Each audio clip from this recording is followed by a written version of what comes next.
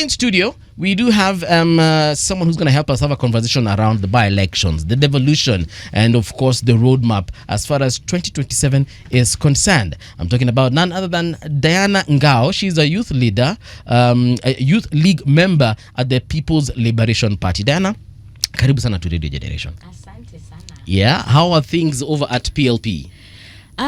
Things are going well. I can see also you guys like the color purple just like us. Imagine when Mheshimiwa Martha came here, she came and said by then now this is her favorite radio station because of the colors. Just because of the colors. Oh yes. Yeah, purple is a color that signifies hope. Yes. Yeah. And royalty also. And royalty. Yes. All right. Karibu sana. Asante. Like I asked, how are things at PLP? Did you people have any members that what are they called? Kuna aspirants mulieka sehemu na sehemu? Yes, we did. We had one MCA aspirant in Tana River County, Chewani Ward. Yes. Did they clinch the seat? Unfortunately, no, but they did well. They lost by almost 100 votes. Okay. Yeah, very close loss. Okay, fantastic. I mean, at the end of the day, wanasemanga asiyekubali kushindwa si mshindani. Yeah, and we shall do this again. Of course, PLP will be at it again. By 100 votes? Yeah. Yes. In a by-election? Imagine. Yeah. Has this individual stood before? No, he hasn't stood before. 2027? This fellow will win. Kuna vile. Oh no, this fellow will win. And I think we also need to define losing because there's losing that is outright fair losing. Okay. But there's losing that is manufactured. And that's what we are seeing now in this by-elections, that candidates are losing, but it's a manufactured loss. Right. Yeah. Perhaps for the sake of the listener, expound on that. If you can. If I can. When I say manufactured loss, I mean we have seen so much, witnessed so much voter bribery. We've seen intimidation going on in various, all the 24 by-elections. We've seen or had rumors of ballot stuffing. Yes. Even in Chewani Ward, there were two, in a ward election, there were two polling stations that arrived with their ballot box lit. It took them a while to bring the ballot boxes, and that gives you leaves room for assumption that what were they doing with the ballot boxes? I mean, it's a small ward. Yeah. So I think that's why I'm saying there are manufactured losses, and I know coming from the backdrop of 2022 where we were told accept and move on. Yes. I'm just saying that tunaweza kubali kushindwa, lakini hiyo being accepting the loss doesn't mean that we accept the manufactured process. Yes. Okay. Exactly. Okay. I mean, well, personally, when I look at an election, I do not consider anyone a loser. I would like to believe that we are all winners because whoever we have elected at the end of the day, whether we chose them, whether I chose them or not, I expect them to deliver. Yeah. So I look at an election as a process of just deciding who is the best person to deliver on the promises, or at the very least on the needs of the citizen. Yeah, I think you're one of the few Kenyans who think that. I don't know what he's talking about actually. What do you mean there are no losses in an election? Then why do they declare winner? I mean, when you declare winner... But I just said that from my perspective, of course, we will need a winner. That's why it's an election. It's a competition. At the end of the day, CT will emerge the winner, for example. But this perspective that you have is what I'm wondering. I mean... No. There are very few things that are contested as hotly as an electoral position. Sasa ndio ni reduce blood pressure just because my candidate A has lost and candidate D is the one who has taken over. Sasa sitaanza kukufa moyo hapa. Nikose usingizi. You are taking a health position. Exactly. Okay. And that's why I said from my perspective, it's important. We do not have losers. Me, I prefer my blood pressure to go up. Nilisahau wewe umetoka pande gani ya Kenya. Like most Kenyans. Sisi. This middle of the road approach to things. Right. Hapana. It's either or. We need to adopt, as Kenyans, by the way, we just need to adopt a system whereby we move on from elections. Actually, I think the contrary. I think Kenyans have not taken elections seriously. They've taken elections as an event. And elections is a process. And that is the reason why we find ourselves in this cyclic manner of elections being like, this is the end of all, this is life or death. True to it, who you choose to govern you is literally a life or death situation. Because you can choose someone who literally takes takes away your livelihood. And 5 years down the line, you're in a worse situation compared to the other. But what I'm saying is that we have to take our elections seriously. Look at the voter apathy that's across all the constituencies on the voting needs that we've seen across the country today. Yesterday in the by-election. So I'm in the train of thought that we need to give this thing weight. We've not been taking our election seriously, and we've been treating it as if it is just a day event where I just go to the polling station and I vote, and forgetting that it's a process. And I agree with you on the gravity of this thing that we call elections, and of course the process, because like you've rightly said, elections are not a day event whereby we say 27th we vote, then we go home. No, we need to, like, first of all, there's the whole scrutiny part of it. Who are these people coming to campaign? What are they saying? And what are they doing during their campaigns? So that will determine on the end date what shall happen. And then, of course, after the election, do we hold them to account? You know, just because you came and you showed us this amazing, beautiful manifesto, and you signed manifesto with all 47 counties and mamambogas, and we need to ask questions after that and hold you to account. What I'm against, though, is sensationalizing the whole process, whereby I look at you differently just because you chose to go with PLP, and because I'm in ODM, now you're my enemy. That is what I am against. That's true. And I feel like that's where the political class really thrives in terms of polarizing the grassroots. And Kenyans need to remember that we need to have a home to go back to after the election day. Actually, even after to date, there are some people who are being told, wewe ndio ulivotia fulani fulani, ona shida tunapitia is because you voted. And I'm like, but you don't know whether the same would have happened had you voted for Wajakoya.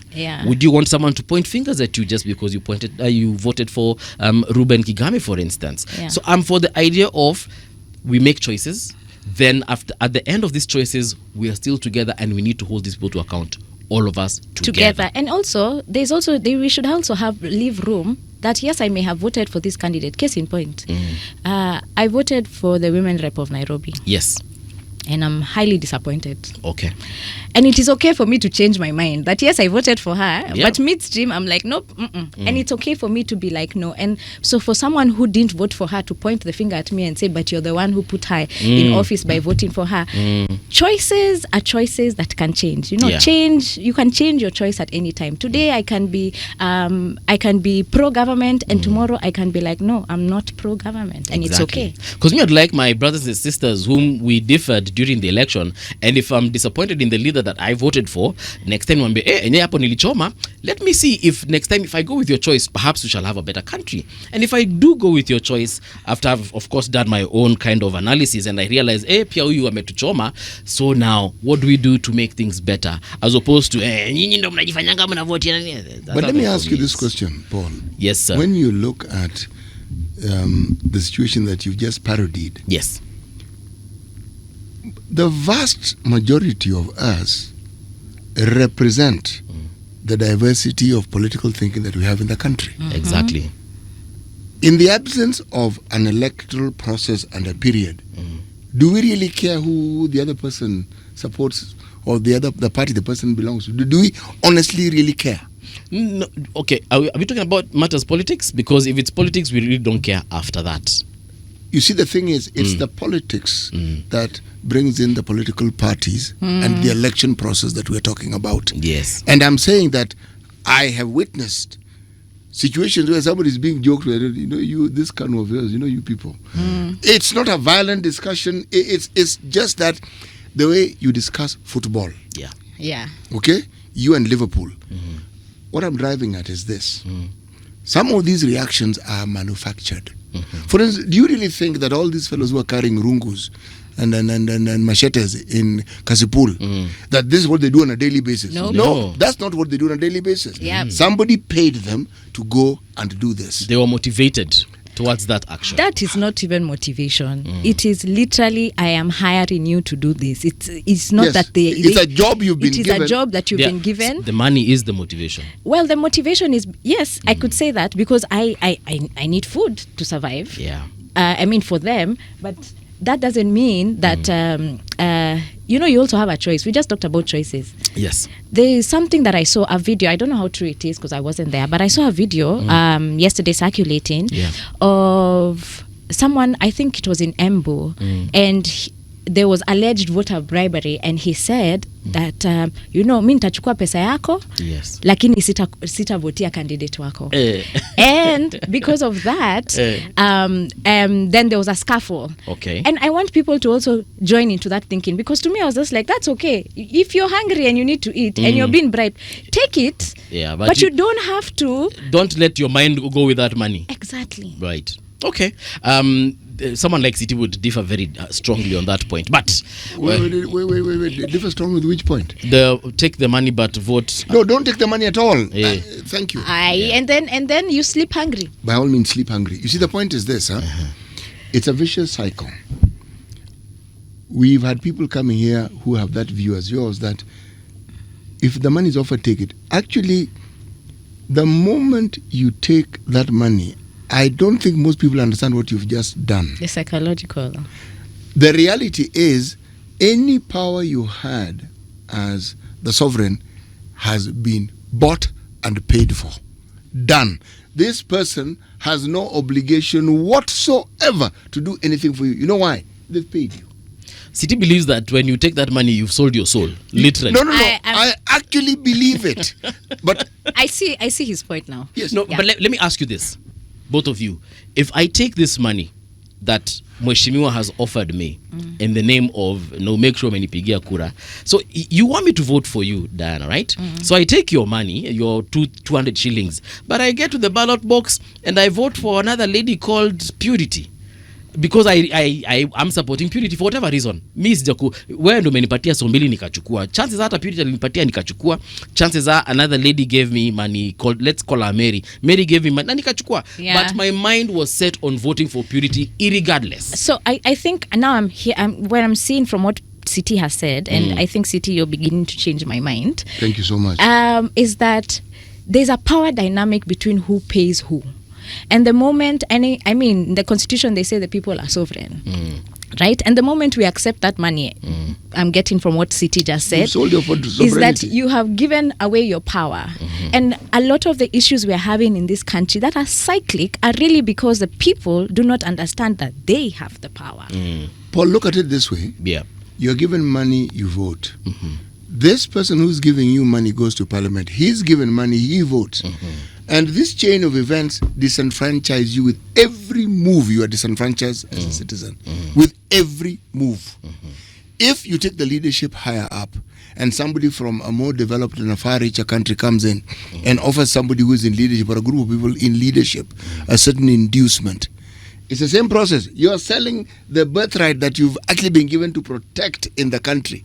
So the sovereignty, from the point of view of the individual who actually is entrusted with it, who has now allocated it briefly to this particular individual, they carry on doing it to the point where you actually hear stories of the country being sold and you're asking, what on earth are these people doing? It's the same thing, just like, but on a much, much larger scale. So, and who do you think is the net sufferer? Us. Because, and it's where we start. When it is known that you will not receive money, that person will approach you very differently. Very, very differently. They will actually seek to do what they said they are going to do, number one. They will actually seek to talk with you to find out what it is you'd like to see done. That conversation will change completely. You dish out money, you don't have to talk anymore, you don't have to convince anybody anymore. Let me give an example of what I mean. My generation has a tendency, sometimes they are wrong, of course, of looking at your generation and saying, as men, you do not take the time to talk nicely to women. You do not woo women. You don't encourage her to like you by the things you tell her. You want to encourage her by the things you give her. See, my generation, we spoke a great deal. Well, we didn't have a great deal of money. We spoke a great deal, and we wrote letters and we wrote poems. Okay? Now, that was how we communicated.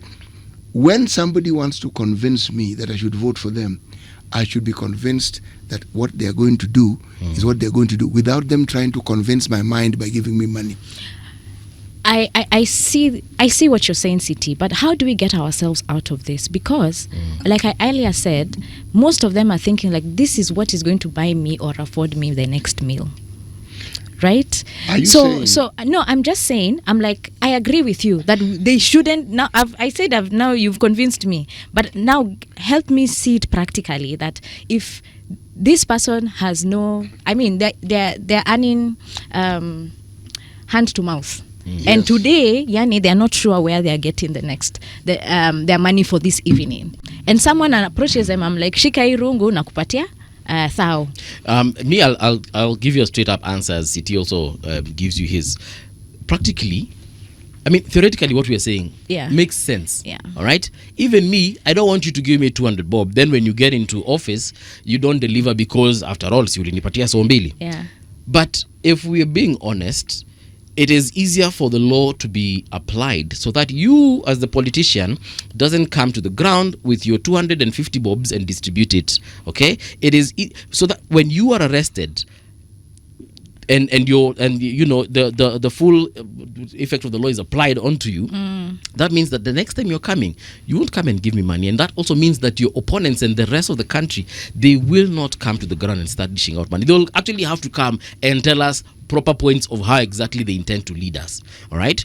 And perhaps with time, the culture of voter bribery itakuja kuisha. But as it is right now, as long as the people who are actually in power are the ones dishing out the money, this will just remain that, a theory. The narrative that you ask for, because everything begins not with a narrative, but with a thought process as to how one can actually make this perspective a reality in terms of what somebody lives with. Yeah. How do you get people to understand that money that they're receiving is actually the beginning and the continuation of their poverty? You see, I don't have money because I don't have a gainful engagement. Yeah. I don't have a gainful engagement because the economy of my county is in the doldrums. And yet, every county in this country receives billions of shillings. Yeah. It is alleged that there are ghost workers in the county government, okay?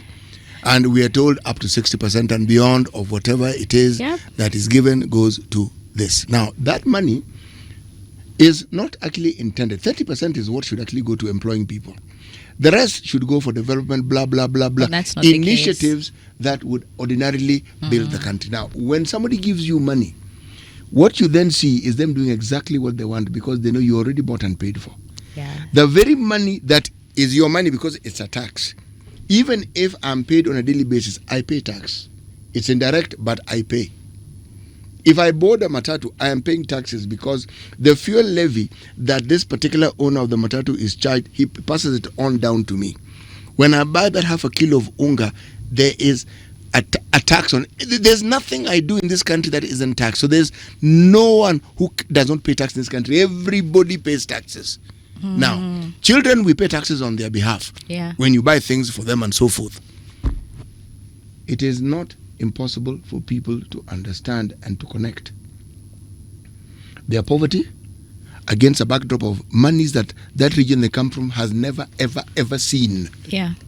And how it is manifested by individuals whom they know. Because MCA is somebody who's my neighbor. I know this person because I know I used to give them 100 shillings when they asked for it. Now they're driving a mammoth of an SUV. Okay? The things that we see that have been done with the money, because the beauty of our Kenyans is we like opulence. Yeah. They will manifest. Somebody will have things, they'll build a huge house that looks like a school so that people can actually see that now they have arrived. What am I saying? I am saying, broadly, it is not impossible to communicate it. I don't need 10 examples. Your party leader is one of the people I admire because of that particular principle. Position. Yeah. Haki hupewi. Yeah. Yep. And she was a 4-term member of parliament. Yeah. How do you think she became a 4-term member? And was notorious to not give handouts. And I think that's also why we are calling ourselves liberators, because when the more we talk about this issue, as what City is saying, this is literally mentality. It is a culture that is set in our minds that has kept us in this slavery. And hence why we are saying we need to liberate ourselves again. And the liberation is of mind first. And then we go into the economic liberation, because once we understand the dynamic and the power plays in terms of voter bribery, and leave alone any sort of political franchise, the voters or the people is literally stealing your future. I agree with you. Rightly said. Very well put. I don't know if you're aware that kitambo matatu within town CBD ungesimamishwa place yote na ushuke. As long as actually walikuwa nasema shuka na mataa. For example, if you're coming from Ngong Road, ikifika pale bomb blast, milango zigefunguliwa, watu wanashuka. But nowadays they don't do that. They literally have to get to the designated stop so that you can alight. So that means if it's railways ni railways, OTC ni OTC, na hapo ndipo utashukia. Why? Because makanga na madereva ilifika mahali walikuwa wanashikwa by kanjo, and the penalties were severe. So ilikuwa inafika mahali even you as a passenger you want to alight, makanga anakuambia sifungui mlango, utangoja hadi tufike stage. So if we start arresting politicians and they face the full force of the law, itakuwa inafika mahali mnaambia mheshimiwa nipatie, anakuambia unataka nishikwe. And if that happens to every single one of them, that means no one is giving bribes. Then now the level field has been leveled. Now even now the voter itafika mahali nitakuwa nakuona kama mheshimiwa, I don't even ask for money because I know you won't give me, because even you do not want to be arrested. And I think the dynamic you're talking about is between now the actual enforcers of the law and the people. Like, case in point here, we have the police, who are the enforcers of the law. And then we also have the electoral, the independent, underline independent, Electoral and Boundaries Commission, IEBC. Are they really doing their job, or are they facilitating? They are facilitating. No, are they doing their job, their actual mandated job? Because these are supposed to be independent institutions where you serve, like for the police, sir, you protect and serve. And then, exactly. And the other thing for IEBC is an independent, ensure credible, free and fair elections. But what we are seeing, and not just this by-election, by the way, this by-election, this is not the first time this has happened in Kenya. It is not new. If someone was, unless you're from Mars, ama you arrived in Kenya leo asubuhi, this is not new.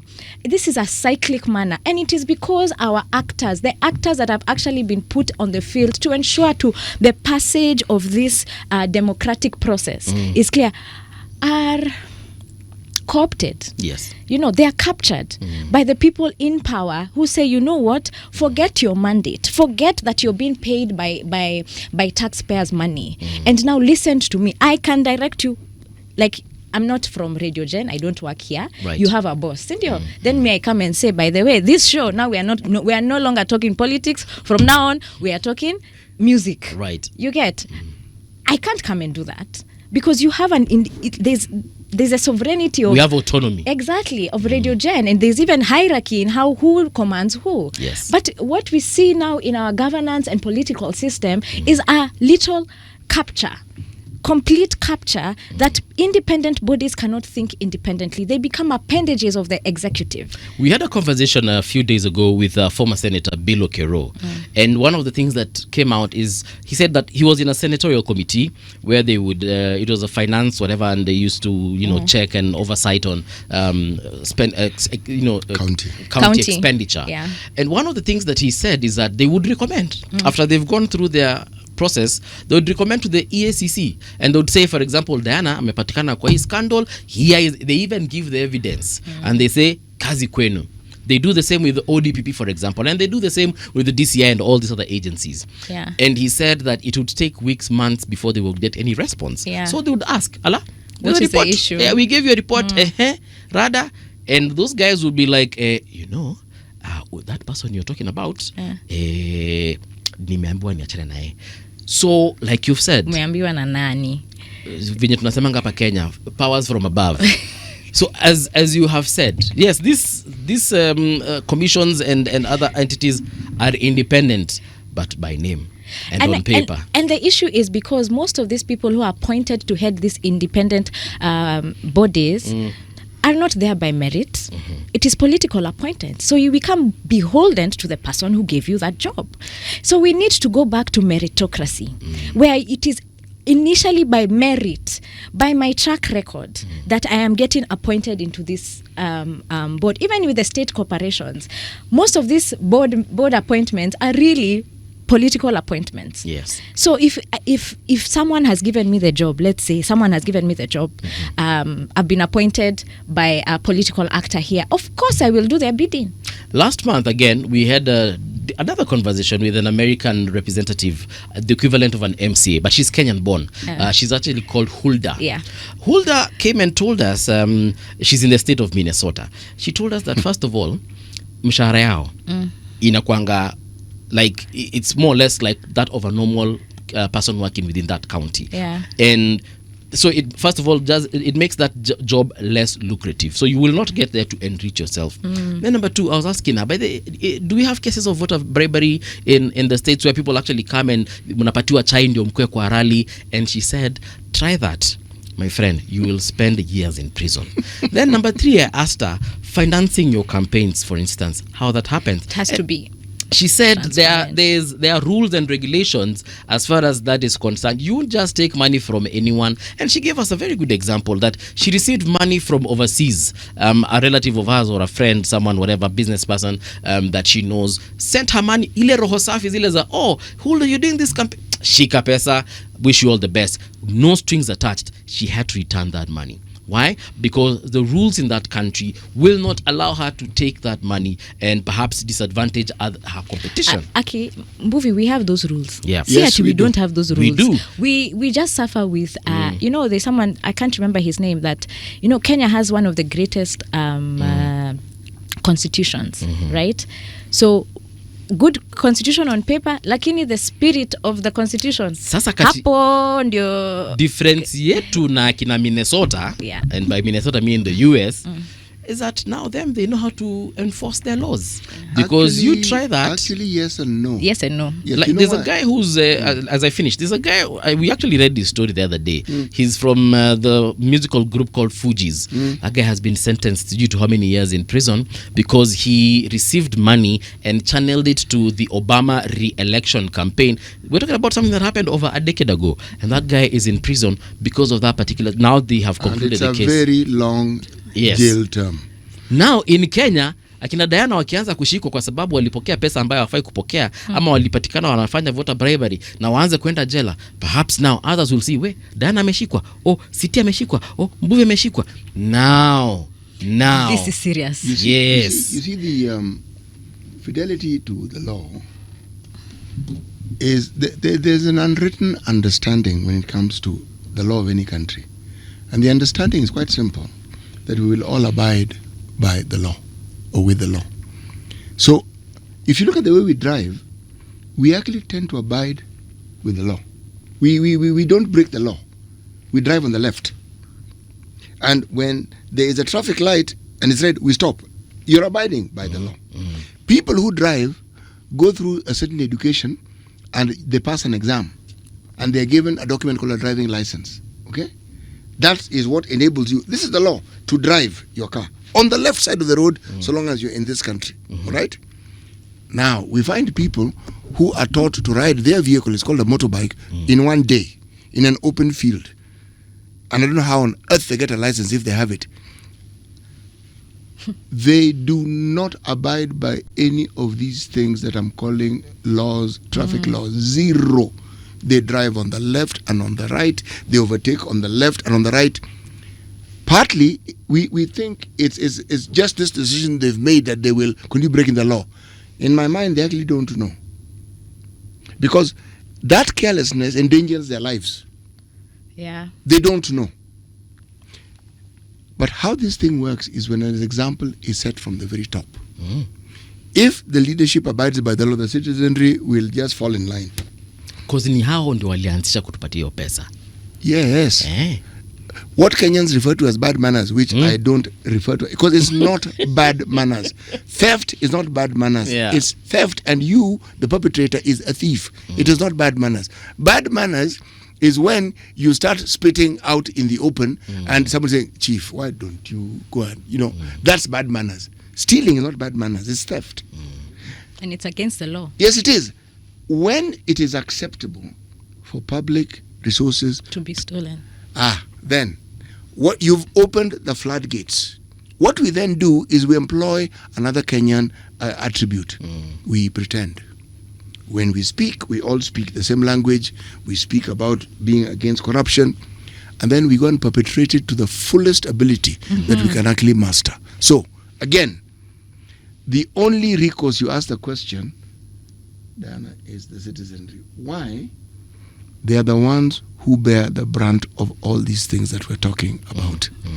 That burden, it doesn't matter how you look at it, it is the citizen who is going to carry it. And that is what we are seeing.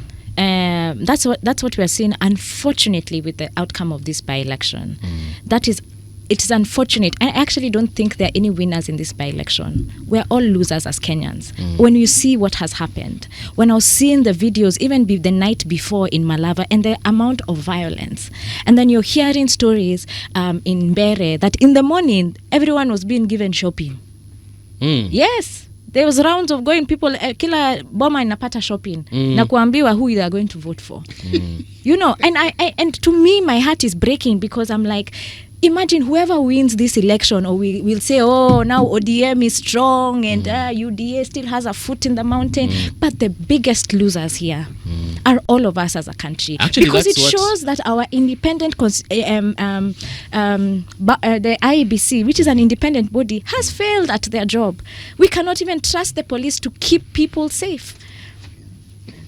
In regards to the IEBC, number one, how would you rate them as far as the by-elections yesterday are concerned? And what evidence would you use for that particular rating? Allow me to not just rate them based on the by-election, because it will put me in a box of seeing it like because I am part of the opposition. Allow me to rate it as a Kenyan. Okay. Since the time I started voting in this country, the IEBC, it should stop. That needs to be dropped. It's not independent. Either to EBC. Yeah. I'm a government electoral body. It is not, because when the government of the day comes, it controls that entity. You know. So how I'd rate IEBC is that, first of all, the same way Kenyans are thinking elections are an event, is the same way the people in that electoral body is thinking about election being an event. They don't pay attention about the process. And Justice Maraga in 2017 made such a great proclamation in his judgment in saying that election is a process, and yet our independent body that is meant to passage this democratic right is treating it as an event. Time and time again. 2022, the same thing happened. And then we are seeing here now, midterm, again with the by-election, we are seeing the same thing happen. And I can predict that by 2027, we'll see the same thing happen. Because elections, the institution is toothless and has no spine to be able to be called an actual institution. It is an appendage of what whoever. And I mean, Ruto is the current president here. It is an appendage of Ruto. The president before, it was an appendage of his. So I feel like since the birth of this institution, something went wrong. And it's the same thing with the 2010 constitution. By now, 15 years down the line, we should be a thriving country. But something went wrong. Look at devolution today. The promise of devolution is to get service delivery to every corner of this country. But when you look at devolution now, it is devolved corruption, where you are seeing elitist families now coming up and the people are remaining poorer.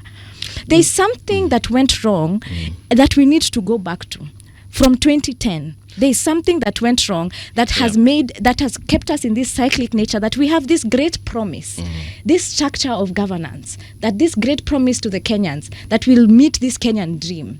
Diana, I would like us, because the by-elections are still fresh in our minds, point out something that has happened in yesterday's election, including the process, that you can say, because of this, I am faulting IEBC. I would say the beginning is that there are some places where agents were not allowed in their polling stations. We had also indications that we saw on social media and also on news broadcasting stations where a whole cabinet secretary commanded a polling station. Right? We also have instances where before the election, we are seeing government machinery using public funds. You know, there's no political party called government. Hakuna. Hakuna in the constitution ni gani? Hakuna political party inaitwa government. Lakini in practice in Kenya iko. Yeah, in Kenya yes iko, lakini haifai kuwa. Hakuna you can't use public resources to campaign. But we saw that. Right? And then now we see now on the day of tallying, we've seen a lot of monkey business happening at night. Right? Where all of a sudden the ballot box is atuko sure iko wapi, and we have to wait, and we're not even sure where the ballot box paper is. We have stories of people saying that there were extra ballot boxes in certain places. So for me as a spectator, because I was not voting in any of the wards, in any of the elections. Yes, as a spectator, I don't have trust in IBC when I see this happening. Absolutely zero trust. Okay. All right. What can they actually do? What can they actually do? In this case, like for example, in when the CS that you're talking about commanded the polling station, what can they do? Not just the IBC, the police. The police, that is why the police are deployed in elections, is to ensure they protect and serve, but they forget their mandate. And what they can do is remember that they were not put there. I mean, IBC is not just the commissioners. We have the CEO of the commission, of the body. We have the presiding officers. We have the returning officers. We have all these officers. And they need to remember, because I feel like they have absconded. They have forgotten that they are in that institution as a public servant. What does a public servant do? I agree with you, Diana, 150%. But I'm looking at a scenario, and this is just me now, just thinking out loud.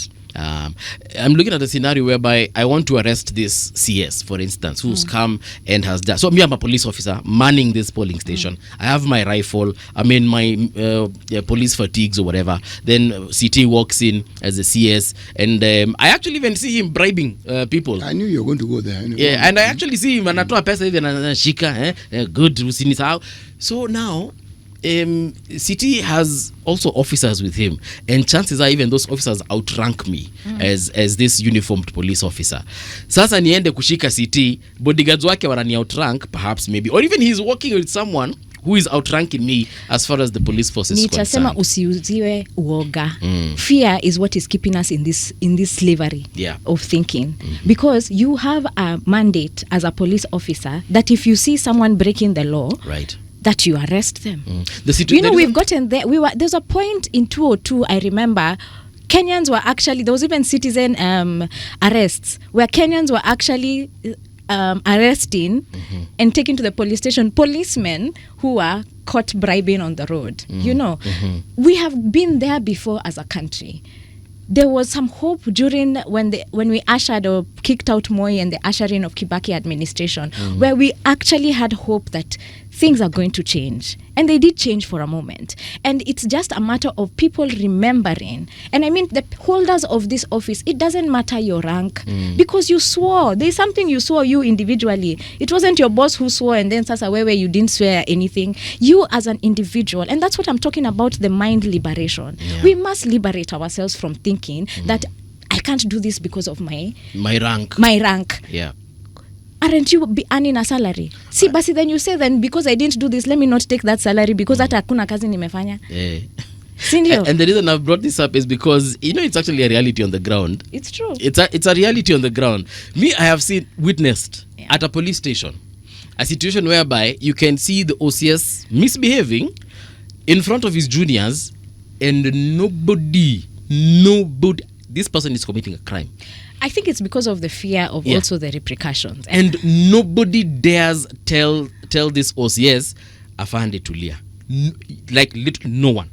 And we're talking about one officer, this is the OCS, in the presence of dozens of officers. And when I look at that situation, and this is something internal.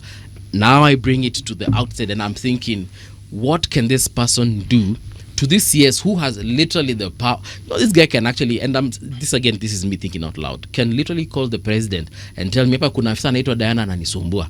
And kidogo Diana, you get a phone call from Vigilance House, and then end of story. That's what I am saying. There's that happens. Yeah.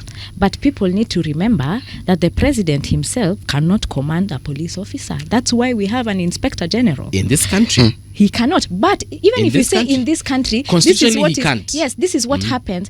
When will it stop? It will stop the moment we say it will stop. That is the issue here. Actually, I believe that we know what we don't want. This whole thing of one term and everything, Kenyans know what they don't want. Me, I've seen a CS commanding an officer to arrest someone. Unasikia, I don't want to find officer, and you see the officer, and you're like, but that person shouldn't command you. Yeah. I think the issue is that we know what we don't want, and we can actually even describe the issues. We don't know what we want. Okay. We haven't properly, as a nation, collectively agreed on. You see the 202 moment, the nation agreed that we do not want President Moi. Yeah. It was not, it was... But I also think for 2002, President Moi decided that he was going to step down. I and this is my opinion and perspective.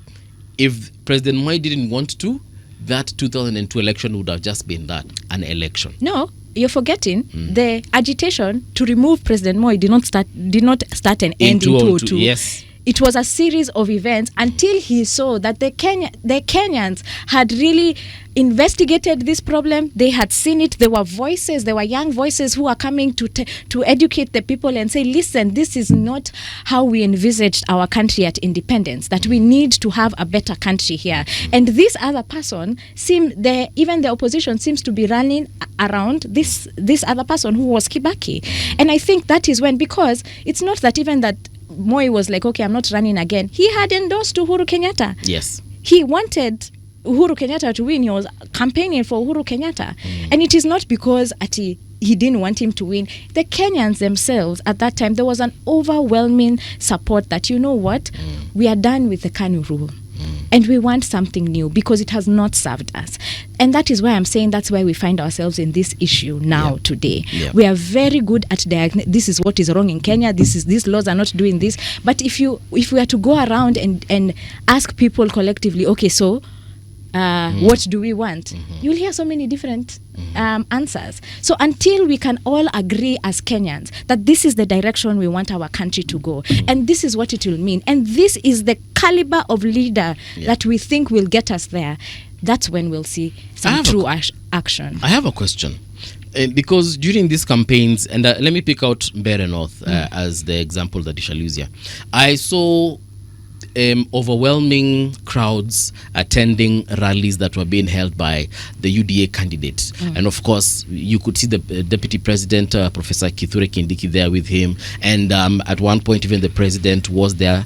And several other individuals, CSs, also on the campaign trail, campaigning for this individual. But before the by-elections became what they became, before they became heated, there was an overwhelming, from what we saw, an overwhelming chant of one term. People saying they do not want the president anymore. People calling the deputy president, Professor Kithure Kindiki, names. Mara Soprano, this, Nini, and many other names that we know of, right? But still, we saw those crowds. So it makes me question, these people chanting these one-term slogans and the president must go slogans, are they just that? Are they just slogans that even sycophants of the president are singing, but deep down their heart, they still love this particular presidency, they still love this government, and they still love this administration, and they are willing to support it even in 2027? I think... Let me just correct you in some way saying love. Love is such a strong emotion. Okay. I do not think people love this administration because of when you see the amount of despondency across the country. And when the slogan one term came, it was to capture the imagination of Kenyans who at that time were looking like hopeless that how will we ever remove this current regime out of power. So one term is a step in the door to get people thinking that it is possible.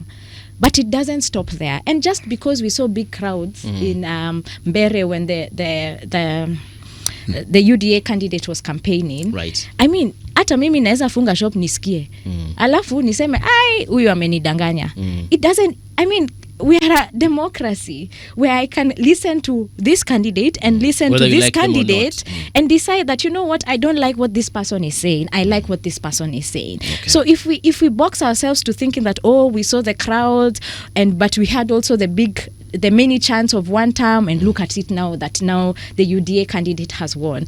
Then we box ourselves to just thinking in terms of who had a bigger rally than the other. And that is not the basis of our democracy. That is not what gives us good governance. Okay. What gives us good governance is identifying what are our issues and who will solve these issues. So I would say that one term is a great step in the door in terms of making people, because at some point, after the Gen Z protests, there was so much despondency because of the, let me say, the harsh hand of the law or the government that decided, abductions started happening. Yes.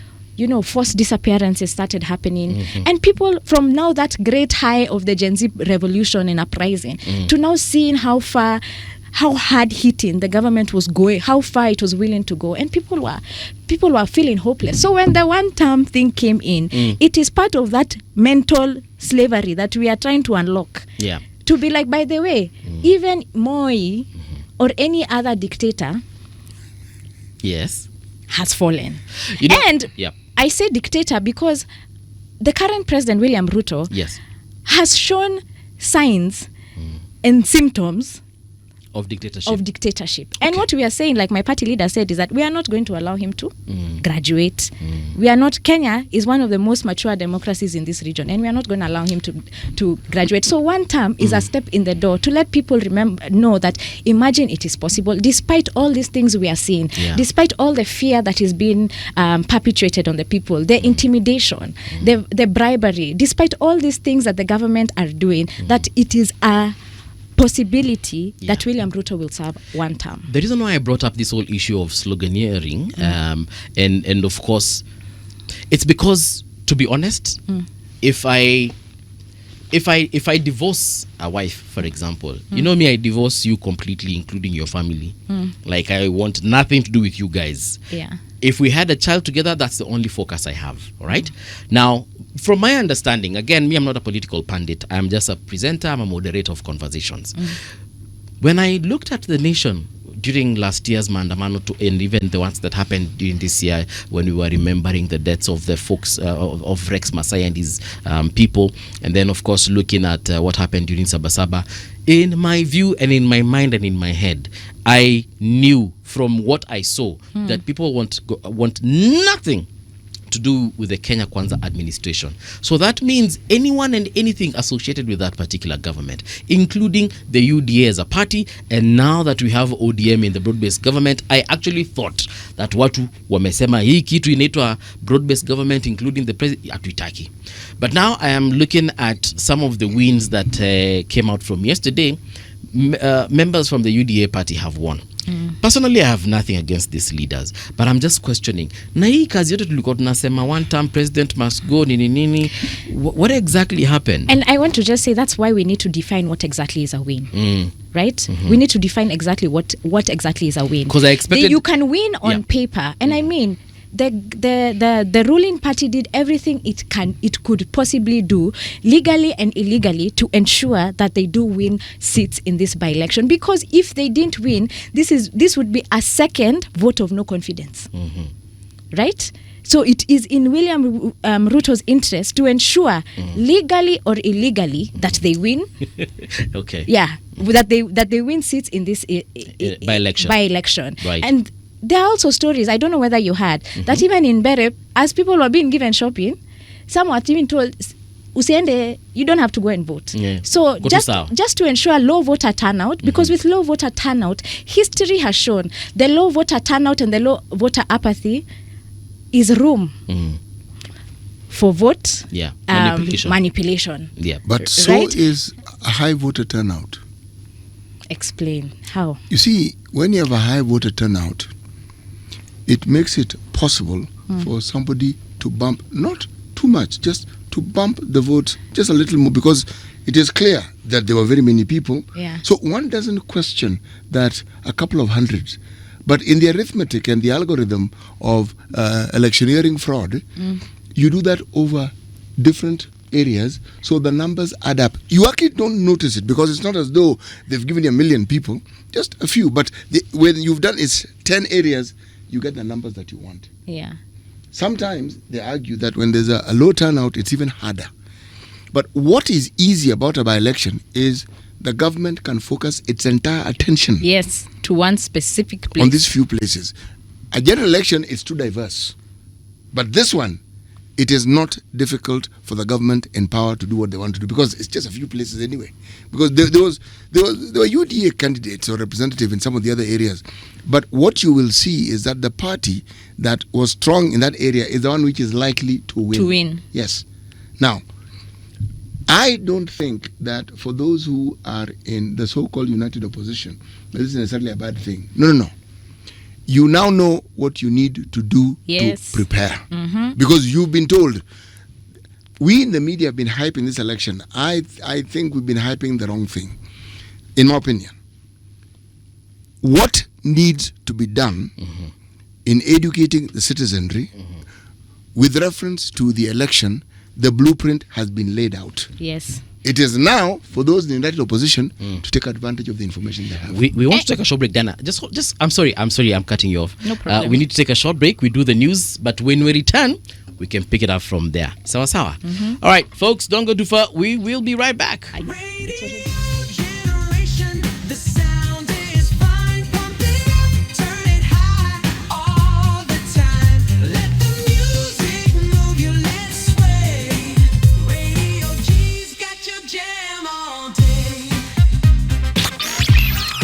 Radio Generation, the home of urban soul.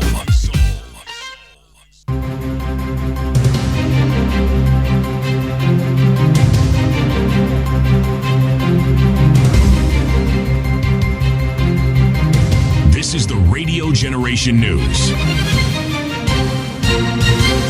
Good morning, I'm Winnie Maganga. David Wanyoike Warui of the Democracy for Citizens Party has won the Kariobangi North Ward by-election after garnering 2,282 votes, according to results announced by IBC at the Tallying Center. Independent candidate Kimanzi John Katua followed with 1,956 votes, while Michael Ouma Majua of ODM finished third with 1,351 votes. Njoka Julius Maina of UDA received 955 votes, and Peter Kariuki of KANU got 220 votes. Asante kwa kila mtu wenye walinichagua na wale pia wakunichagua, na kitu pia ningependa kujulisha watu wa Kariobangi, siasa si uadui. Lazima maisha yetu iendelee. Wale tulikuwa tunashindana nao nitawaaccommodate, tufanye kazi nao. Na mimi niko tayari na hii kazi. Na nina promise watu wa Kariobangi sitawaangusha. So na kitu kingine ningependa kusema kwa Wakenya. Nairobi ikiongea ni Kenya imeongea. Na hapa DCP imeonyeshana mwelekeo. Hii siasa ikukuwa tu about kutafuta kiti ya DCP. Ili kwetu onyesha vile 2027 kutakuwa, na imeonyesha Nairobi tutapita na viti zote. David Ndakwa of the United Democratic Alliance has officially been declared the winner of Malava constituency by-election held on Thursday, narrowly defeating his closest rival. Returning officer Salim Abdallah Salim announced the results, confirming that Ndakwa secured 21,564 votes. He edged out Seth Panyako of the Democratic Action Party of Kenya, who received 20,210 votes in a closely fought contest.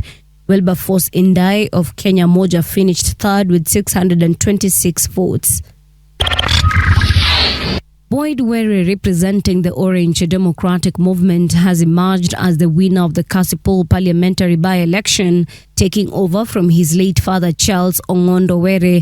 The Independent Electoral Boundaries Commission confirmed that Were collected 16,819 votes, surpassing independent candidate Philip Aroko, who received 8,476 votes. I now want to hand over the certificate to the MP-elect, Honorable Ongondo Boyd Were.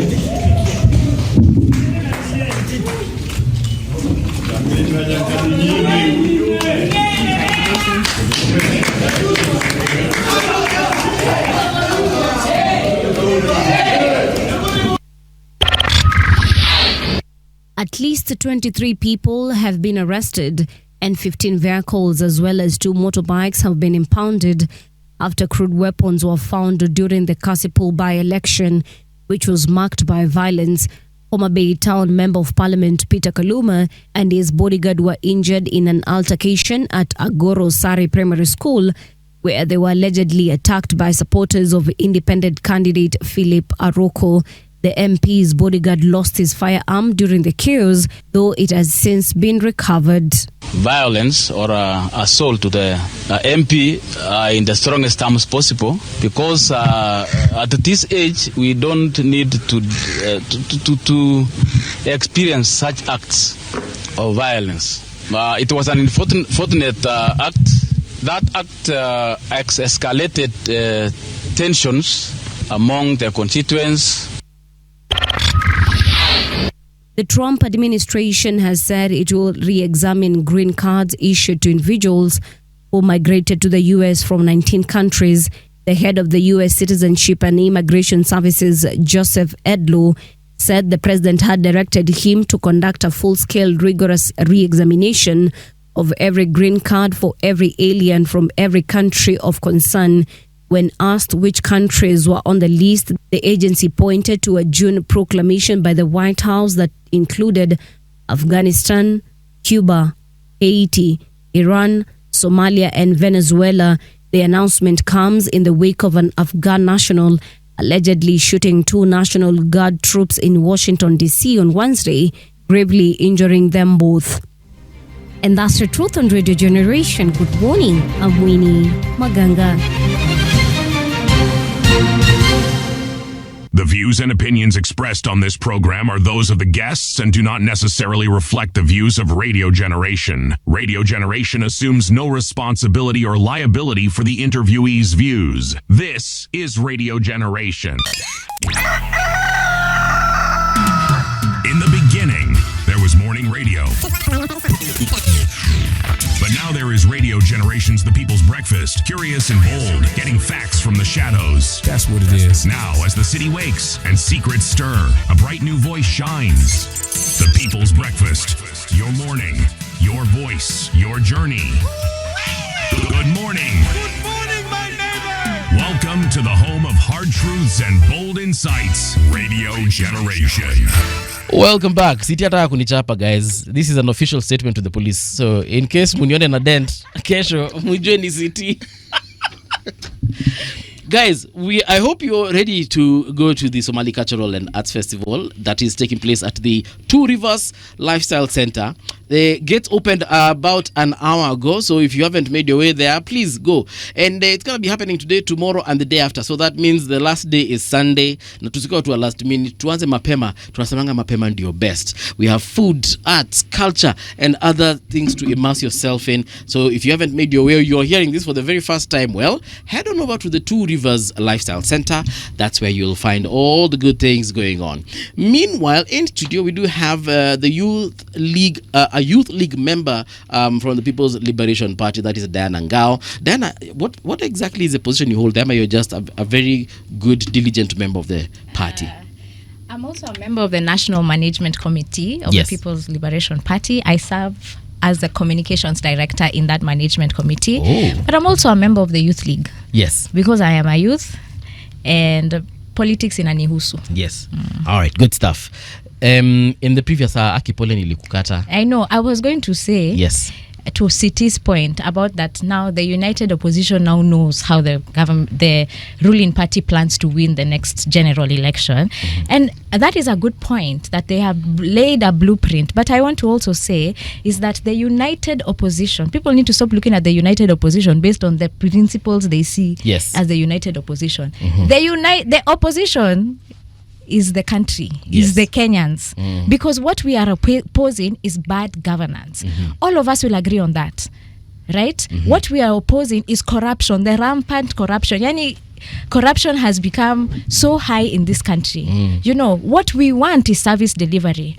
So we are opposing this Ruto brand of governance. Tumeikata. So when we say United Opposition, it is calling Kenyans to rally and unite towards opposing this brand or this style of governance, and saying that it is possible for us to usher in a new kind of governance that is for the people and by the people. Yeah.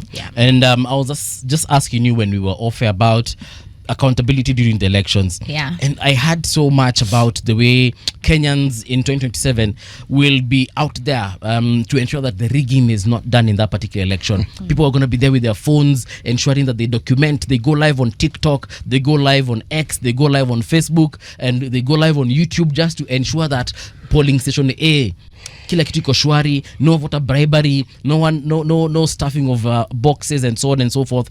But we are hearing of reports, unverified of course, that it happened. Sijaona video hata moja, apart from a few people here and there running after each other and fighting, but of actual stuffing of ballot boxes sijaona, of actual what is it called, boxes being brought from God knows where sijaona. Bado sijaona.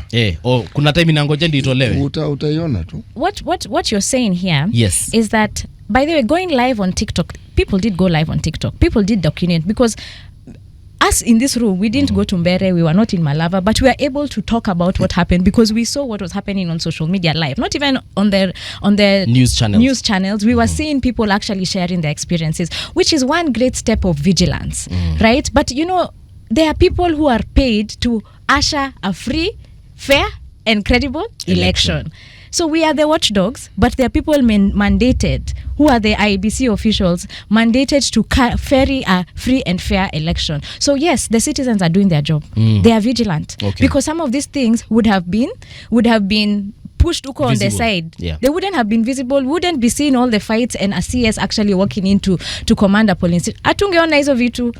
Atungeona, but now we are able to see it because of citizens actually remaining vigilant and wanting to let's just say publish and show people this is what is happening in my constituency or in my ward or in my polling station. But when you talk about evidence in terms of, maybe we'll see it, as City said, I mean, this is just the morning of Bado ni mapema.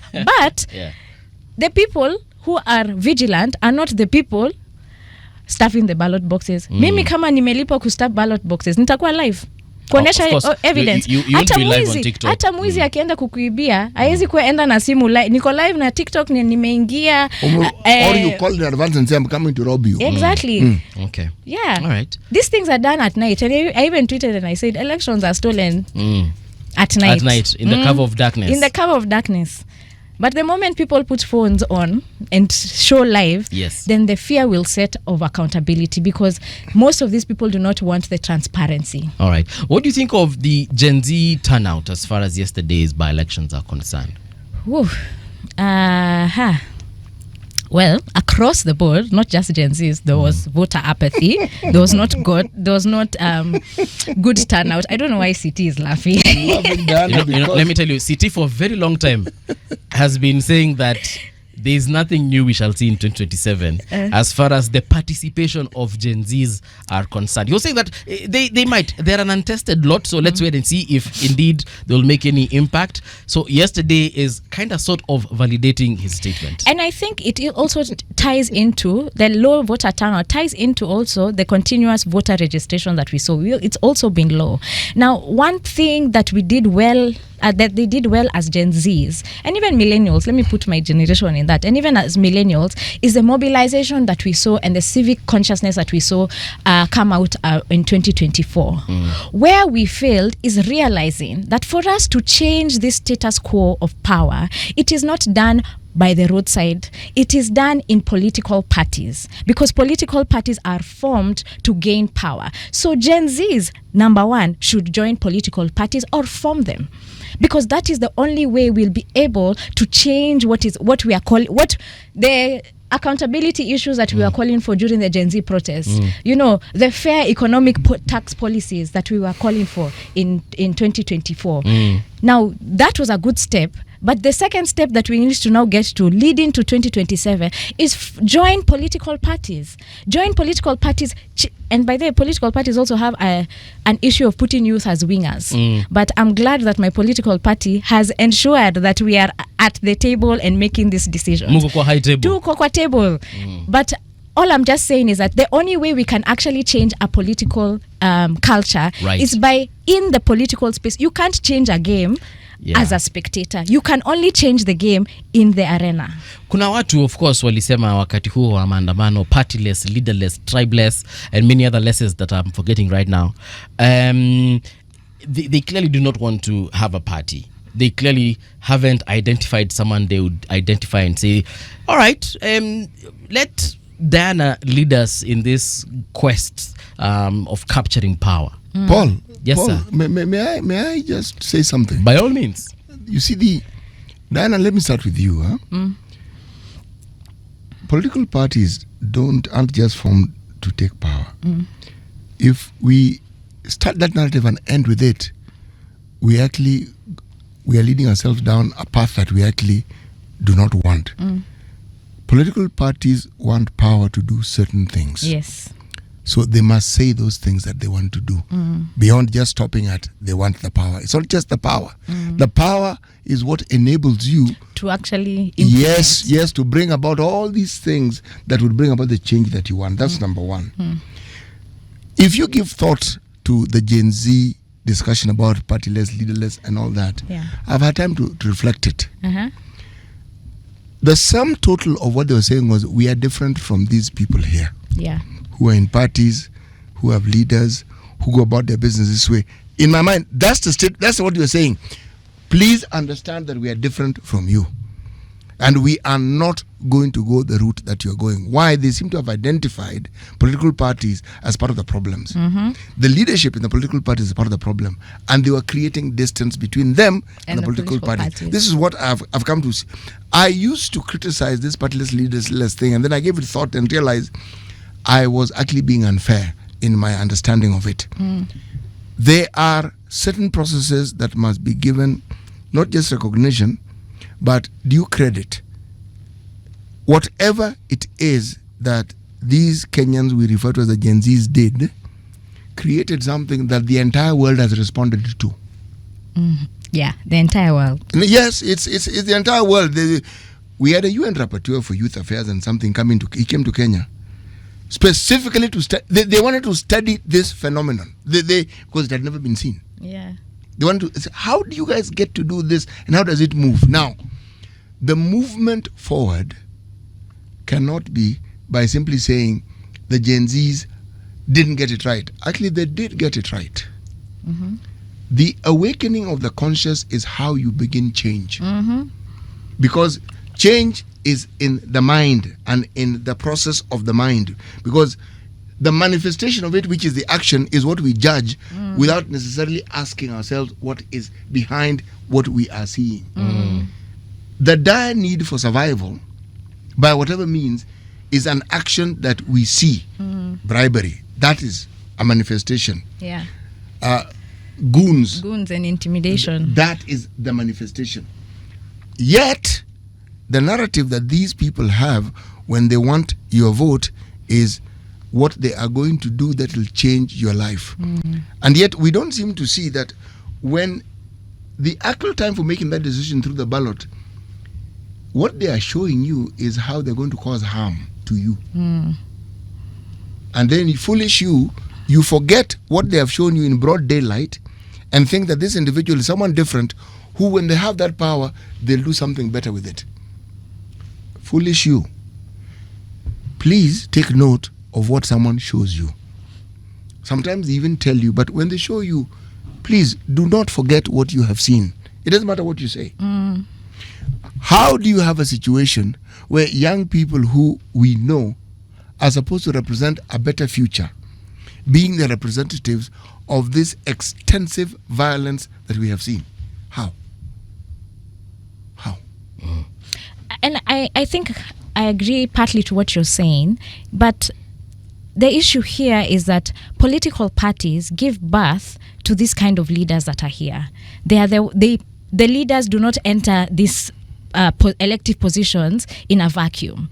it is cultured in the political parties. And true to it, what CT is saying, yes, Gen Z's made an impact. I'm not saying that they didn't make an impact, but for us to sustain the impact of that uprising and civic consciousness is that we must be actors and players in this game of politics. And how do we do that? Is that what are the places where these political decisions are made that decide that this is going to be someone who has been known for corruption is going to be our candidate, because that is where these things are birthed, right? That because I have a skewed track record, I am known to be a thief, and yet my party is there propping me up. That is where our governance issues begin. That also parties who have no proper ideological standing, become populists, and then when they gain power, nothing is done. Yeah. What the Gen Zs showed us is that indeed they don't want this brand, they don't want this status quo, the partyless, the leaderless, and the tribeless, right? However, for us to be part of this change, we cannot change governance through a vacuum. It is through political parties, and that's why I'm calling for youth, as many youth, to join a political party of your choice to change it to your being, because or why not just form your own if you must? Exactly, I also said, or form your own political party with your ideology. Because one thing that we've seen with the Gen Zs is that they are issue-based. And they can form political parties or join political parties and inform the policy direction of that political party. But if we stand at the sidelines and say, hey, maze, mambo ya political party staki, then we are playing to the tune of the oppressors, because the same people who are in these political parties who allow such I don't call it bad manners, as City has said. It's not bad manners, but bad manners. But who have propagated this poor, and I don't even want how to say that, this political culture that has made us in this oppressive state, has put us in this oppressive state, and this cyclic bad governance state is by us being part of the process. I enter a political party, and this is how I mobilize my youth to join these political parties. We get on the table and we demand that this is what happened. That is what also the Young Turks of the 90s did. They joined these political parties. They answered the call to leadership. Actually, some created their own political parties. Yes. I want to ask you, because you are in a political party, you found it already established and you joined. How would you handle having a different view from perhaps even your party leader? Yeah. How would you handle that? Would you confront this leadership, or would you start a revolt within the party, or would you exit and perhaps join another one or form another one? Let me just say that being part of a political party doesn't mean that you leave your brain at the door and you do not have differing views. Okay. What brings us together in a political party is the ideological direction that we all agree in. Sometimes we may disagree inside the party on the how, but we know that this is why we are here. So disagreeing with your party leader or a party leadership isn't tantamount to you now exiting the party. There are ways that even here, let's say even at Radio Gen, you can disagree with your boss, you can disagree with your colleague, but that doesn't mean that now because I've disagreed on this issue at I quit. You agree to disagree, because that is a tenet of democracy, that we have divergent views, and we accommodate it, and we are tolerant, and we can decide to stick that, but in the issue of, like, there's a time we were having such a big debate on the issue of CDF at the youth league of the party, and some of them were like, CDF should continue, but I'm like, no, it's already been illegal.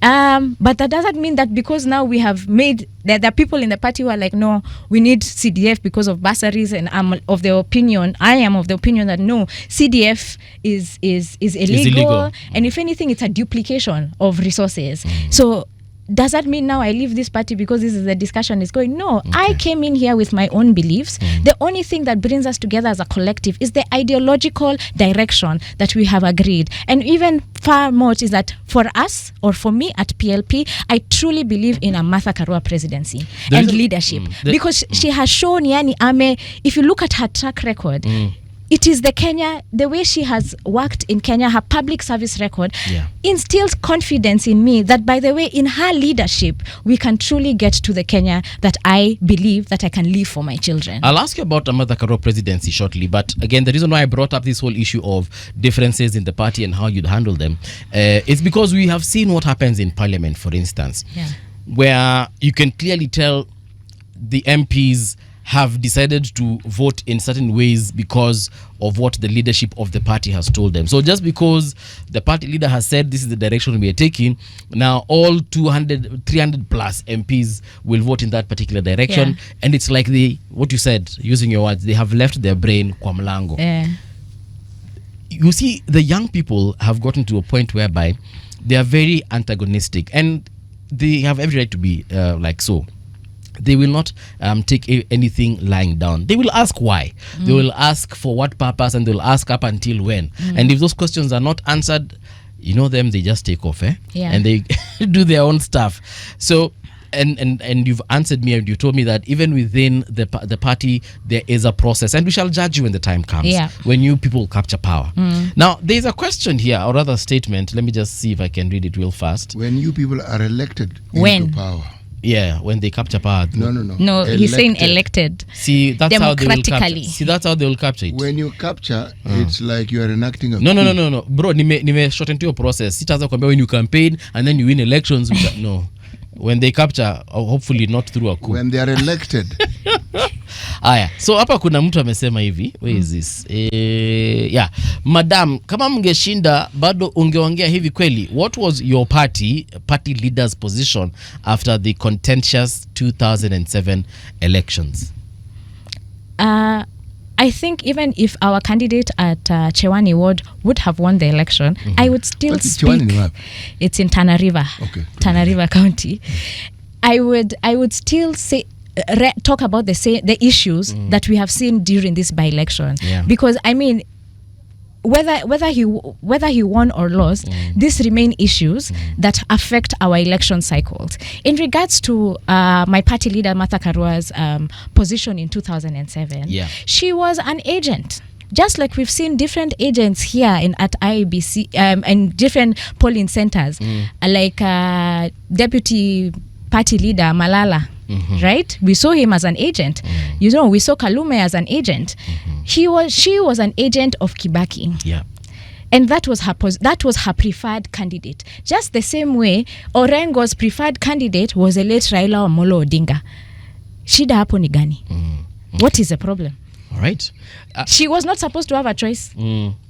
Because when you start saying what was her position was clear. She wanted to support Kibaki, and she was there as his candidate, as his agent. There's someone who has what I would call this advice for the united opposition, and this is what Okanda Jr. is saying. The fact that the opposition only believes that they lose elections because of government malpractices and not their own deficiencies in campaigning and mobilization is living in denial, and such sentiments only worsen their position in the minds of the people. Do you believe that perhaps the mobilization and the strategies that the united opposition has currently are not sufficient to help you clinch seats, power, or whatever it is that we are looking for? I can't base that thinking as to that's why we have voter bribery, and that's why we shouldn't be. I mean, it means everything to all of us that IBC ferries a free, fair, and credible election, whether I'm a participant in the election or I am not. So even with the mobilization strategies of the united opposition, by the way, we have to remember that even the places where the UDA candidate or the government candidate, pro-government candidate has won, they have won with such a thin margin. And that shows that indeed that people are listening and buying into the united opposition's narrative, that indeed it's possible that we could get this. I mean, look at even Mbere, it was small margins of winning. So I think the united opposition have done their best. They have done their best in terms of mobilizing. Is there room for improvement? Of course there's room for improvement. If anything, this by-election was just a litmus test of what we could do for 2027. And if anything, what the government has done is shown us how they are going to win. And now it is up to us as the united opposition. And by the way, I don't like saying us as the united opposition. All of us people who are of like-minded and want to see a different kind of governance in this country rally behind and say, you know what, now we know better. Now we know how better we are going to guard our vote. Now we know how better we are going to be vigilant during a process. We know how better to mobilize and ensure that vulnerable people are not swayed the night before or the morning of the election. So I honestly think that that question puts us in a box in thinking that the united opposition is a problem. No, they're not the problem. They're doing their job. Diana, you know, the Gen Z discussion is an interesting one, especially when we refer to this group that talks and calls itself the united opposition. I see nothing united about them myself. So the best I can say is they call themselves the united opposition. If we were to simply discuss the Gen Z and their participation in this by-election, and the mobilization required for them to participate. Would you say that it injects hope of a 2027 participation of Gen Zs to the point where they can actually change the outcome of an election? Sorry, you're saying? Can the Gen Z participation change the outcome of an election if we look at the participation in this particular by-election? If we base it in this by-election, we also saw a lot of voter apathy. And remember, there was no continuous voter registration in places that had by-elections. So there are some Gen Zs who are locked out from participating in this. I mean, first-time voters who are locked out from participating in this this by-election. But leading to 2027, you know, the thing is, I'm a believer of time exposes things and actually makes people change their mind. So indeed, there is still hope that the Gen Z participation, and not just the Gen Zs, I'm Team Gen Zote. The Gen Zs can light the fire, but the rest of the generations can join them. They have the numbers. They have have phenomenal numbers. But what I was leading towards is not this normal discussion about what they can do and what they want to do. Remember, IBC told us that in the last election, 8 million registered voters did not participate. Yes. The last election, 2022, was won by 200,000 votes. 8 million. If I go by the demographics that we know, that the Gen Z comprise, say, 70% of our population, then you're saying there are 56 Gen Zs, 56 million Gen Zs. No, 5.6 million Gen Zs who did not vote. Now, I'm actually not concerned about the Gen Zs voting or not voting. What I'm concerned about are Gen Zs who support the government. Because if there are people who support the group that refers to itself as the United. Thank you so much. United opposition. There are those who also support this group that refers to them as, what are they called? Two-term. No, there's this other term they use when ODM joined them, broad-based. Oh yes, okay? Broad-based. See, the Gen Z who support the government are a reality. Just like the Gen Z who do not want to be involved in politics. Then there are the Gen Zs, or as we know it, then the Gen Z who support the group that refers to itself as the United Opposition. Yes. The issue isn't convincing those who already have made the decision. Yes. Yes. The issue is understanding the numbers of those who support the people that you want to compete with. Those who are in this political race, do they have the wherewithal to get these numbers to understand that they need to move from wherever they're into this other side? I think so, and the gift that they have is the time between now and 2027 to be able to capture the imagination of the Gen Zs who are apathetic. and do not want to participate in the political process. So indeed, they do. That's why I'm saying there's hope and there's time. Time is on our side. If we're having this conversation in 2027, perhaps my answer would be different. But time is on our side. Between now and 2027, the Gen Zs that are apathetic can be convinced, because their ears and their eyes and their lived experiences in Kenya remain open. The ones who've decided, the Gen Zs who've decided to support government, that is their decision, and we respect it. Let them continue doing that. If they at any point midstream decide to change, our doors are open.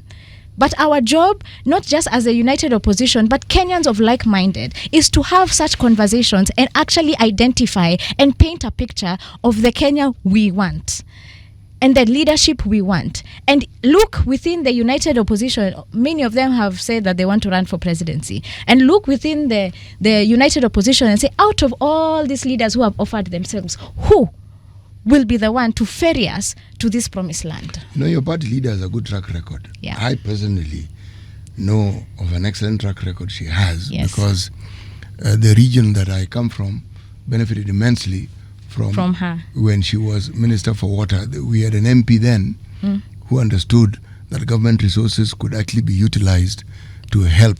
And because of the pro-development attitude that was clearly shown, a lot of things, I'll tell you what happens. There's a river called the Nyando River. Yeah. Floods perennially, and it gives people problems like you can't imagine. Some of us moved from that region and moved to a region that doesn't have that problem, to a settlement scheme, simply because of that flooding. Yeah. There was a member of parliament for that region who utilized the resources of the water department to dredge that river and to open up water pans and to make sure distributaries were also dredged. So when water came, it had a place to pass through. There was no flooding. Water department. Martha Karua was in charge. Yes. I'm going somewhere with this. Some of the people you're with in the united opposition are not inspiring at all. Yes. Oh, you know? Yes, I know. Okay. So when you lose the election, you'll know why. No, it's not. Listen, to change a country, it's like we are in this house and we are brothers and sisters, right? How your brother does some things, you may not agree, or rather me as a sister may not agree. But one thing that we know for sure is that if we all collectively agree that we are moving our resources, we are pushing our resources, we are investing our time to go around the country and actually say that Kenya needs a liberation, right? Now, our job as Kenyans, once this dream is sold, this menu of leaders are going around the country, our job as Kenyans is to investigate and see, out of all these 8 or whatever principles, who has the track record to take us there. Because you see, the thing is, we won't have 8 presidents if everyone was to vote for the united opposition, will we? We'll have one. And just as Siti said earlier in this, that the leadership, or rather, like the fish rots from the head. So if we have a Martha Karua, like for me, I am Team Martha Karua. If we have a Martha Karua presidency, then for sure I am inspired and I know that her government will be a government that delivers. There is no public office she has held and she has not delivered. You know, and she's a person of integrity. And those are some of the issues we have been fighting in this country. Yeah. She's one of the few people who actually quit ministerial position on principle. And decided to let go of the benefits that position gave her and continued to fight for Kenyans even when she's been out of government, right? She inspires me and she inspires a lot of other Kenyans that this is the kind of leader we need. Yeah. So it's not about looking at who are the other people around, because you see, the thing is, once the president or the presidential candidate is decided upon, then all the resources on the mobilization is done to support that president. Okay. So right now, it is for Kenyans to agree and decide that is which of these principles who have offered themselves, and leave alone just the united opposition. Let's even go to Justice Maraga and all these other people. Who are the people who will ferry us to this promised land that we want to go to? So it's not about. I'm of opinion that we need everyone. We need everyone, and if anything, just like the way a rotten fish, and not even a rotten fish. Apple. I'm just saying that good behaviors can also influence people who have bad behaviors to see and say, Diana, kumbe. That is actually true, so long as you're not referring to politicians. Politicians in Kenya. It is possible. There's a comment here by Derek Nyaberi amesema sioni kama Gen Z nitasimama kwa line kulisha msee yeyote. And then I want to connect it with one that has been said by 2.0. Anasema there is nothing like Gen Z in politics. Nobody ever walks into a polling station calling himself Gen Z. I pity the ODM rebels who were relying on the so-called Gen Z. Sasa si mumejionea. I think what he's trying to say in very many words, what he's trying to say in very many words is the fact that we cannot really rely on the Gen Z vote. And by we, I mean you as politicians shouldn't rely on the Gen Z vote. Because I remember hosting a lot of people here, and one of the questions I asked them, hey, mbona wenye Gen Z wamefanya, wameenda kwa ground, wamezusha, these guys are saying that they want change. What do you have in store for them? And leader after leader, including your own, did say that, you know, this is what we are planning for them. First of all, integrate them into the party, support them, make sure they seek elective positions, and that's good. But now, as we can see, vitu kwa ground kidogo ni kama you might need to rethink this as politicians. But Paul, the politicians are speaking about a political process that they understand in the way that they understand it. It is no wonder it's being rejected by the Gen Zs. How do the Gen Zs understand the political process? How would they like to participate if they were to participate? Tukienda na Derek Nyaberi saying that he is not going to stand in line and vote for Diana so she can get a salary. Actually, that is his view. Look, this no. But you know, if you see, it's his view. Yes, it's his view. Yes, but chances are, this is also a view he's probably discussed with his peers, and some of them might actually agree with him. It is not a new view. I held that view once upon a time myself. When you were young? Yes, I wasn't born old, you know. I know you didn't walk out with grey hair out of your mother's womb. When we are young, we have a tendency of being idealistic, and it is a wonderful thing. Idealism is good. It is the seed, it is the power, it is the energy that you need to bring about change. You stop looking at things in the manufactured way or in the staid way it has been, and you look at things differently. It is absolutely necessary. If you do not see yourself as a patriotic citizen of this country, by all means, don't vote, don't even bother. In fact, go to South Sudan. The point I'm trying to make is this. You cannot have the leeway to complain about things that happen to you when you yourself have an opportunity to bring about those changes. If you don't want to participate, that's your choice. It is. But that choice comes with the responsibility to also shut up. Because we do not want people who think that their participation is just talking. Yeah. Other people take the time and bother to stand in those queues so that the change they want can be manifested in their vote. And you sit back because you are not going to queue so that somebody can earn a salary. But you see, the problem with that is, and I also had a similar view some time back, because I believed that my candidate at that time lost unfairly. And I was of opinion, because if I'm going to vote for Diana and then Diana is rigged out, yes, surely what's the need? And I understand where that apathy comes from. Until later in life, just like CT, I was enlightened and I said, you know what? Even if I am robbed of that vote, I will still do it until such a time I will say it took me 10 elections to actually get here.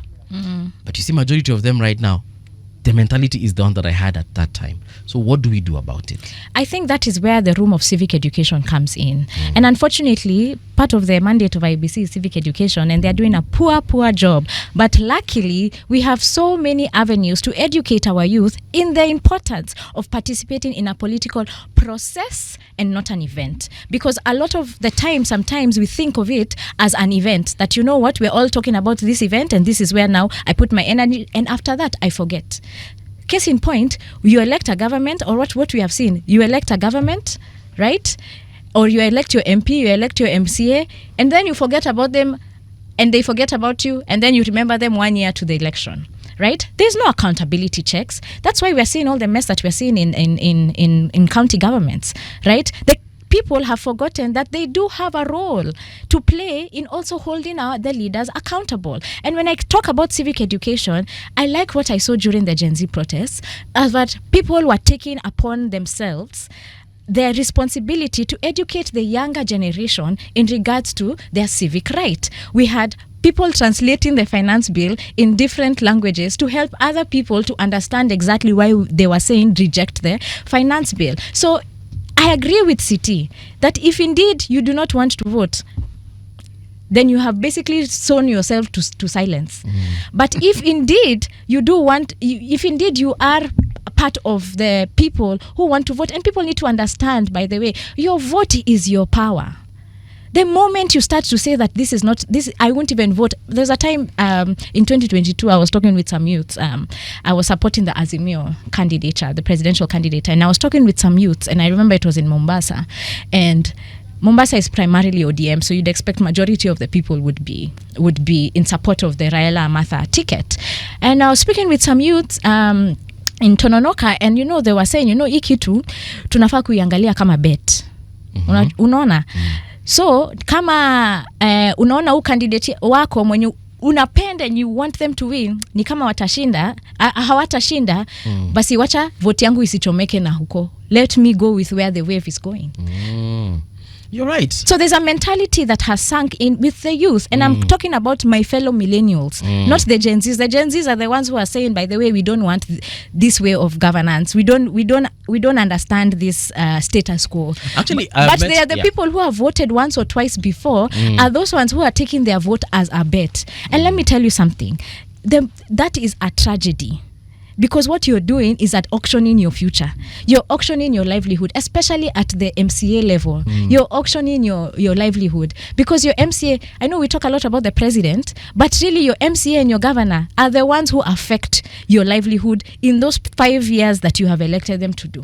So if you treat it as a bet, then you're just auctioning and deciding to bet away your future. For someone who's probably wondering, what do you mean treat as a bet? Sometimes you could be a supporter of Liverpool. I'm a supporter of Liverpool, for example. Then someone else is supporting Manchester United. Yeah.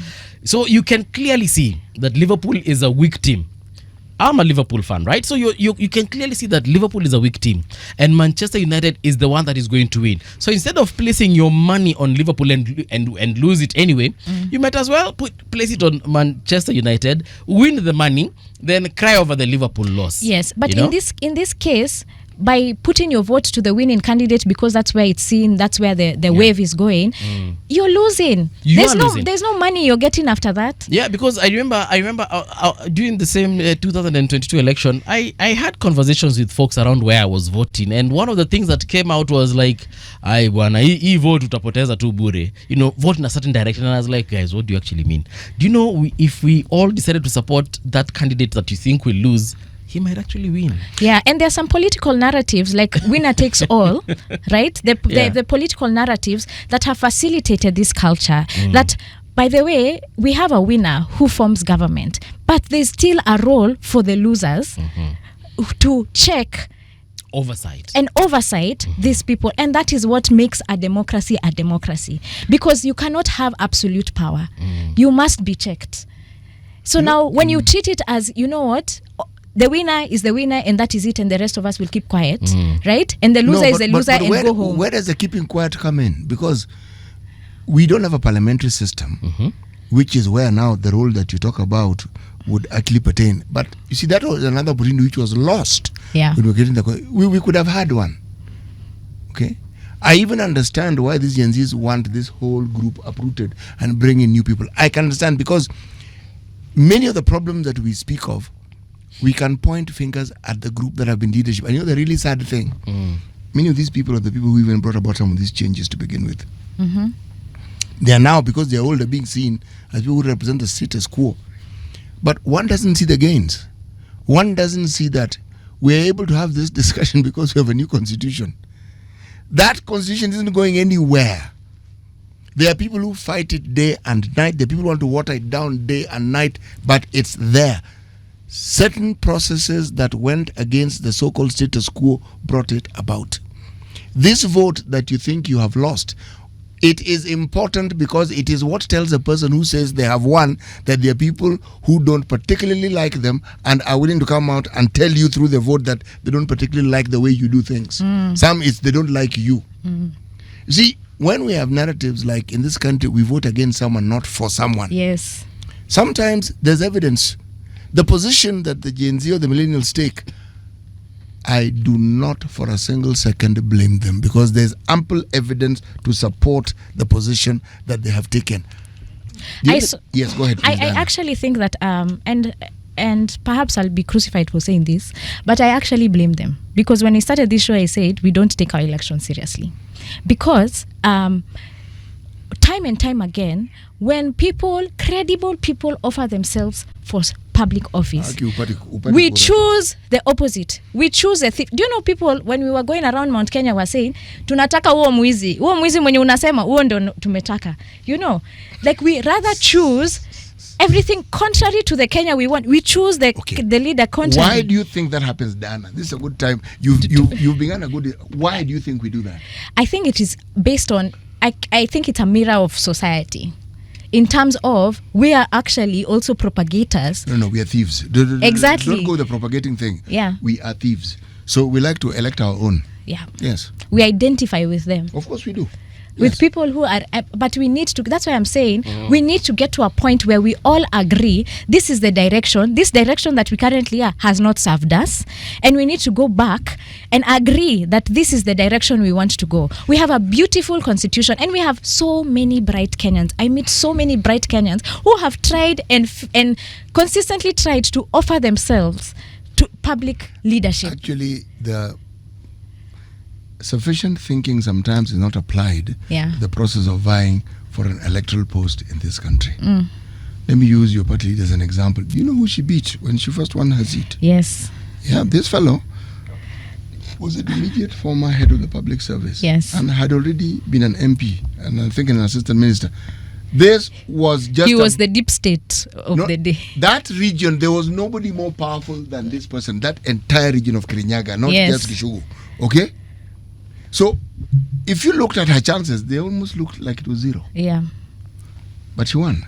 What is it that win tells you? That win tells us something that every electoral cycle, the voters actually tell us. Yeah. Because we vote out very many people. Very. Continuously. It tells us that the citizenry is not deaf. It is not blind. It actually sees and knows. Yeah. But we forget what we actually see. Yeah. However, this idea of change, I will not lay the blame at the door of the citizenry. When you have a people who are trusting, when you have a people who have told you that they have decided to let you represent them, and then you go and abuse that mistrust, I cannot blame these people. That's true. Not really. That's true. By the same token, when you have a president who is lenient, I remember having this discussion when Uhuru was president, and he's open with you, like when he said, Jamani, now, what do you want me to do? You know, there are all these things. Watu wamedecide kufanya hivi. Yes.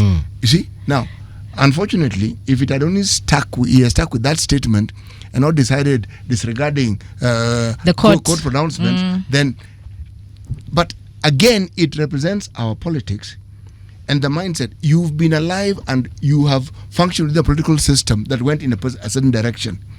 The mind doesn't change with the constitution as it does. It takes time to regurgitate and move along with the constitution. Yes. Believe me, it takes time. You are more likely to go with what you understand and what you are accustomed to.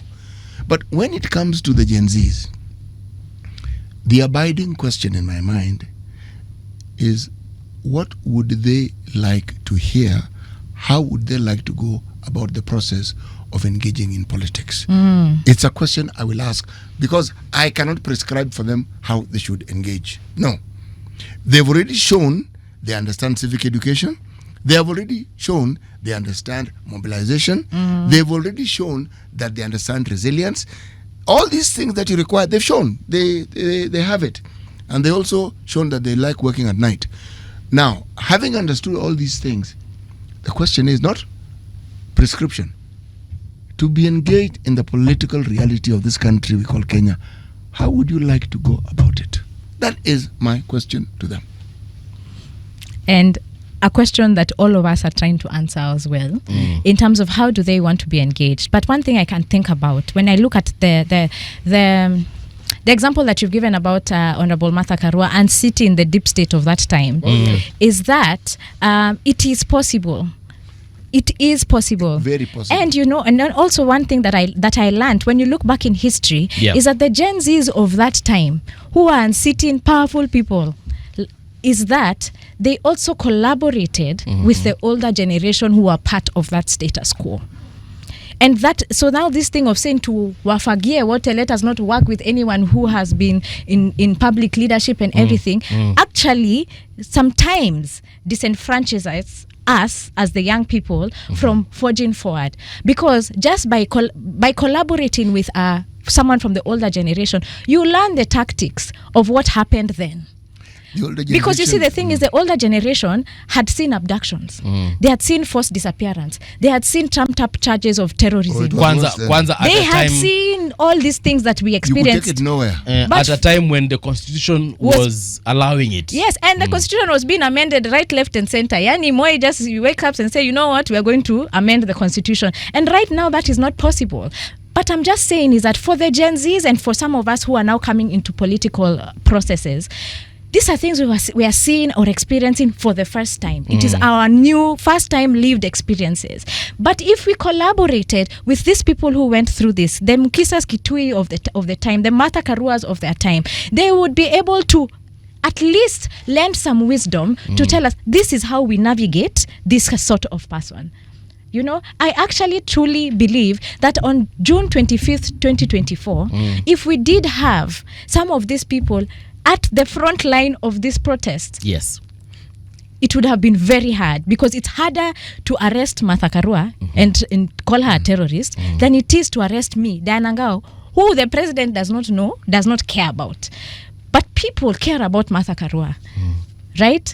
So that is a kind of collaboration we're saying that I am proposing, that the young people have to collaborate. And where do we find this old guard? Yeah. Where do we find them? We find them in political parties. And reading generation. Okay, yes. But collaboration is important. Yeah. Because you see, this country is majority youth, so we can decide this is the direction we're going, but we still need the older generation with us. All right. Now, in terms of just encouraging the youth to take up positions in parties, what would you tell them? Because at the end of the day, some might still be if they're not even registering to vote. That issue of not registering, it's not that I don't think it's a lack of willingness. Yeah, I think it's also manufactured. Look, everything that I've heard regarding the registration, it hasn't been proliferated to make it easier for people to vote. Exactly. It is centralized. If you're talking about a population of people who don't have an income, to go to register will require you to move from one place to the another. other, and walking won't cut it. I'm simply saying that the issue of them not voting in this particular voter registration, that cannot be placed on their heads entirely. IEBC has to demonstrate to us that they have done everything that is humanly possible to make it easier for this. That's the point, to make it easier for these people who haven't been registered to be registered. For instance, going to going to places where you find youth. Yeah. Even if you need a mobile unit, meaning you go to where the people are so that you can get them registered. And also use technology. I mean, we're using the technological age, and find a way to register these people also online, because the youth are also online. Find a way to verify that this indeed is a Kenyan and register them online. Go where they are. If we are opening our KRA pins online, surely. And that's what I'm saying is the complacency of IEBC of treating our electoral process as an event. So they don't pay attention of these other details that, the voter registration, the cleaning up of the voter registry, the civic education. They don't care about that, But then not only they don't care about that, even in terms of allocation, and I'm going to blame this on the MPs, the allocation to IEBC is somehow always cut until election year is when now they have the budget to do all this, to do these things. So it is in that thinking that it's like you know what, we actually don't want you guys to vote, but we have to register you by law. So let's make it a bit hard for you guys to go to come, that it has to be someone who really has to go.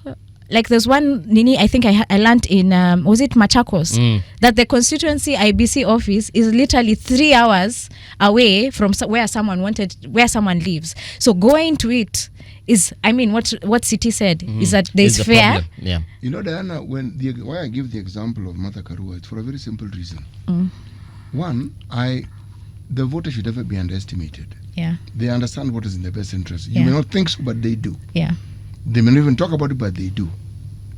Raila Odinga is a similar example. Broke away from Ford Kenya. Yeah, formed his own. And people said, this guy, what is he doing? This guy doing? And then he wants to stand like, what on earth is this guy doing? Yeah. You see, when voters speak with their vote, you see it. And it usually brings about changes like you've never witnessed before. It is because I've seen these things that I am hopeful. My statement has been the Gen Zs are untested. Yeah. They are untested when it comes to electoral processes. But it doesn't mean that they are not a force. The challenge, I think, it's to you individuals who call yourselves the United Opposition and others. And us in political parties. Yes, to try and see if you can get them to explain to you how they would like to participate in this process. Yes. Not you telling them what you think is good for them. Them telling you how they would like to participate. And that is why my point remains is that I would encourage as many youth, if you want to influence the policies or the directions, come to the political parties, because that is where it begins. Come to the political parties. You asked that question in terms of where. Come and join a political party. And by the way, there are many times I used to think, before I joined a political party, I used to think people join political parties to run for office. But really that is one of the reasons people join political parties. You need to join political parties to influence the policy direction of the party, to influence the number of candidates that actually go into get into the ballot, get to the point of the ballot, and ensuring that indeed that this political party serves the interests of the Kenya that I want. All right. Dian and Ngao, thank you so much for coming through for this conversation. I shall invite you here after IEBC has launched the mass voter registration. Yes, please do. Unikuulize Gen Z wako wapi? Na I hope utakuwa na jibu. Nitakuwa na jibu. All right.